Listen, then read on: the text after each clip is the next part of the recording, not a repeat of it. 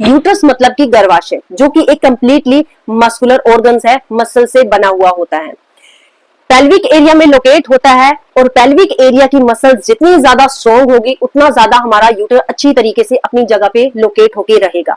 लेकिन लेडीज की बॉडी में बहुत सारी ऐसी चेंजेस, ऐसी स्टेजेस आ जाती हैं कि पेल्विक एरिया की मसल्स वीक होना शुरू हो जाती हैं, जिसकी वजह से यूटर्स अपनी जगह की पकड़ को वीक कर देता है और वेजाइना के रास्ते नीचे खिसकना शुरू हो जाता है। अगर इसके लक्षणों को इग्नोर किया जाए तो ऐसी स्टेज पे पहुंच जाते हैं जो इग्नोरेबल नहीं होती है और सर्जरी ही एकमात्र इसका इलाज रह जाता है। और इसी कंडीशन को यूट्रस प्रोलैप्स कहते हैं। स्टेज 1 को माइल्ड प्रोलैप्स और अर्ली वार्निंग स्टेज भी कहते हैं।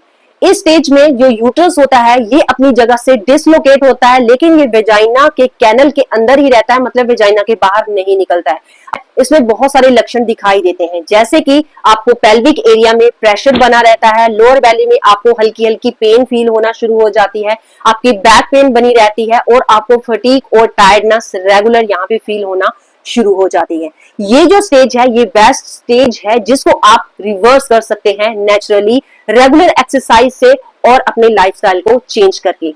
अगर आप फर्स्ट स्टेज के लक्षणों को इग्नोर करते हैं तो सेकंड स्टेज तक पहुंच जाते हैं, जिसको हम मॉडरेट प्रोलैप्स कहते हैं। विजाइना के रास्ते जो यूट्रस है ये निकलना शुरू हो जाता है और यहीं पे अगर एक्सरसाइज के द्वारा, लाइफस्टाइल चेंज के द्वारा अपने यूट्रस को उसकी जगह पे अच्छे तरीके से हम लोकेट नहीं कर पाते हैं तो ये विजाइना के रास्ते निकलना बाहर शुरू हो जाता है और जिसको दोबारा से रिवर्स करना बहुत ज्यादा मुश्किल हो जाता है।